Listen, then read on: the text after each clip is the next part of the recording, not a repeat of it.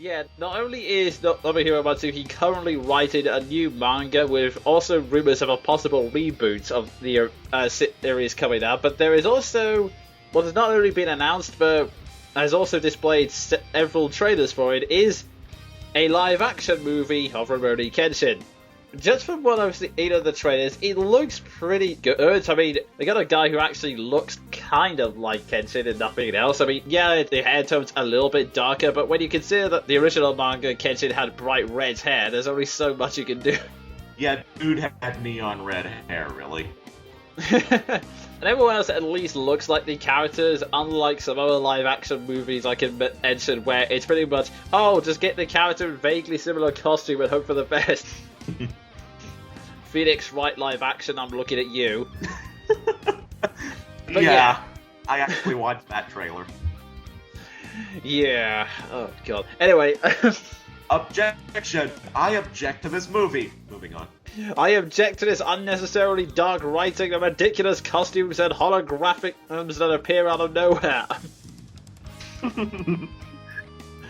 Thankfully, none of that appears to be the case in the movie, and they've also seemed to get a really nice balance of Kenshin's dual personality, i.e. the serious assassin and the complete goofiness of his character. The only slight thing I'm worried about in the movie is, okay, there were several characters that appeared in the trailer. There's Kenshin and Kuro, which was obviously going to happen. I mean, they're the main freaking couple, so it had to be there. Then you've got, as what appears to be the main villain, Jinyi, which makes sense. He was the first major villain, even if his arc was one of the shortest, but he was the first major villain. And he also has a pretty good climax, i.e. putting Kuro in danger, and then Kenshin having to fight him whilst resisting the urge to go back to his assassin ways, which makes for a good climax of the first movie.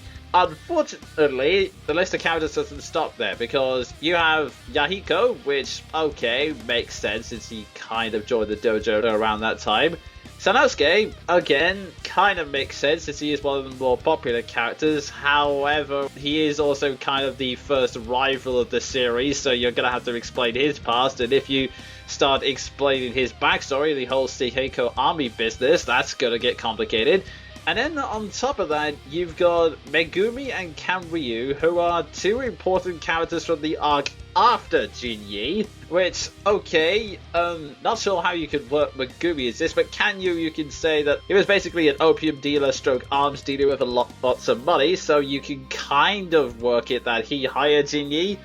But then you put in Saito, who is the anti-hero of the story, and his appearance starts off the biggest arc in the entire series, and it's also implied in the trailer that he ends up fighting Kenshin, which in the manga was one of the most intense and brutal fights in the entire series. So, long story short, I think they may be trying to cram in way too much into this. That's my fear, anyway. And it's a very valid fear at that. I mean, whenever you're adapting something that, actually it's not even an issue of adapting something that long. They could have just limited it to one arc. They didn't have to go Harry Potter on us. I know. That's the thing that's kind of worrying me. I hope I'm wrong, and I could be wrong, because in interviews, Nobuhiro Matsuki says he really loves the movie, but at the same time, it does seem to be cramming a lot in, especially when I can recognize a lot of key points, and they're all from separate arcs. You've got the climax of the Jinyi arc, you have the battle between Saito and Kenshin, you have the moment when Kenshin and Sanosuke storm Kanryu's mansion, you have the moment when Kanryu basically decides he doesn't need any hired help and pulls out a Gatling gun. Okay. Which again was a very big and pivotal moment in the series, but only because of the involvement of 4 other characters, and if they get pulled in, it's gonna be ridiculous. So yeah, long story short, it looks like it's got a really good series of actors and it's shot brilliantly, but at the same time, I am really worried about how they're gonna fit in all this content. Yeah, well, sometimes all you can do is leave it in the hands of the writers, take the original author's word, and hope for the best. Yeah, here's hoping. And that covers all the movie stroke anime news, so it's now time to move into gaming news, which is mostly just been people announcing and teasing things mostly. Okay, first off, just to get one of the quickest announcements out of the way, Namco Bandai have just confirmed that Tales of Xillia will actually be making it to the West after all. Oh, Namco, you decided not to be dicks. Yay! Unfortunately, that game's a PlayStation 3 exclusive, so if I want to play it, I'm going to have to empty my entire bank account to get a PlayStation 3. Yeah, you're gonna have to fork out the money for the most expensive console of them all. Well, it's either that or to watch a video walkthrough. But then again, I did it with Tales of Graces. Anyway, aside from that, it's mostly been people teasing new projects. For example, recently Shigeru Miyamoto has just said there are 2 franchises he would like to see more of on the Wii U, namely Metroid and Star Fox. I can get into Star Fox. Metroid, so long as they don't go with another M, I will be pleased. Yeah. He says that the one game he wants to see most personally is Star Fox, and Metroid, he's just saying it's easy to imagine interesting implementation for the Wii U. One example he gives is another screen with a gyro ball built into it, which could be interesting, but yeah, like you, I'm hoping they just don't go the other M route. Although, actually, the gameplay of Other M was alright. There were some bad missteps, certainly, but it was alright. And the whole premise of Other M was alright. It's just that Sakamoto, whilst he's a good plot idea guy, he cannot write dialogue to save his life. So if they just get someone else to write the story, I'll be fine. It won't even be an issue if they make Samus speak, so long as they don't butcher her character from here to Kingdom Come. Yeah, and if there's voice acting, they don't hire voice actors that sound like the stock workers in an old folks' home doing the monthly take of oatmeal.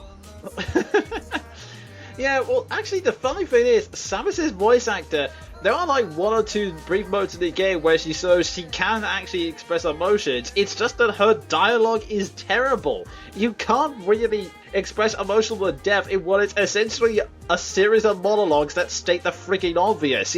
Yeah, I do suppose that's true. I mean, I'm subscribed to a movie reviewer who makes this point all the time. There's only so much an actor can do when the dialogue is absolute tripe. Yeah, that's the thing. Like I said, all it would take to get Metroid back on the right track again is to just get a decent scriptwriter, and this is probably never going to happen, because Nintendo likes to keep everything in-house, but what I really would like to see is Rhianna Pratchett writing for Metroid. Well, then we'd get no exposition at all.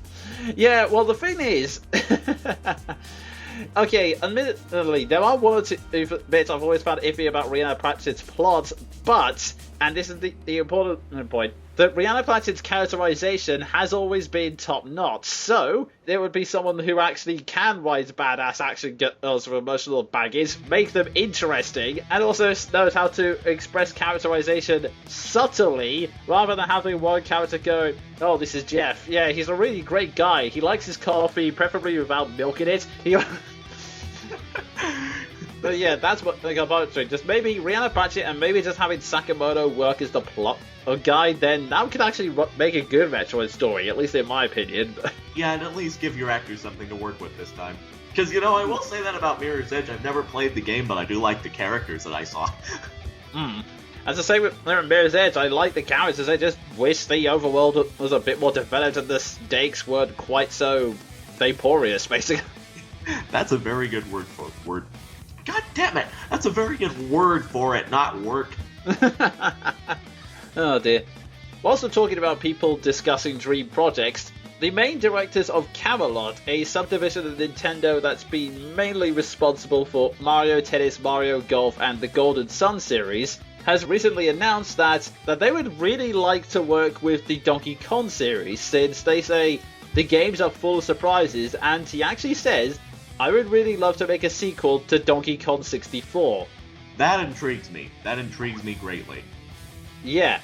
Admittedly, I've not played much of Camelot's games aside from Mario Tennis, but what I've heard has been encouraging, since a lot of other DK fans say they've been vaguely respectable towards the character, and if it's someone who's actually genuinely interested in like the mythos of Donkey Kong or the fact that the games have a lot of variety, then yeah, I can get behind that, honestly. Yeah, as can I. Because I enjoyed Donkey Kong 64 whenever I played it. Yeah, Donkey Kong 64 I enjoyed. I just think there are 1 or 2 missteps they could have improved, like maybe not have so many ridiculous things to collect, but... I mean, speculation has already run rampant on the internet about what they could do with this game, and I should admit that he hasn't actually said, I am going to make the sequel to Donkey Kong 64, and it doesn't always happen, because I remember the director of Okami and Beautiful Joe, saying that he would really like to make a Star Fox game as well, but we've heard nothing from that yet. So whilst he's expressed an interest, it's still 50-50 on whether or not it'll happen. Although Camelot are a lot closer to Nintendo than the director for Okami is, so you never know, it could happen. Especially since Retro keeps saying we have no plans to make another Donkey Kong Country Returns game yet.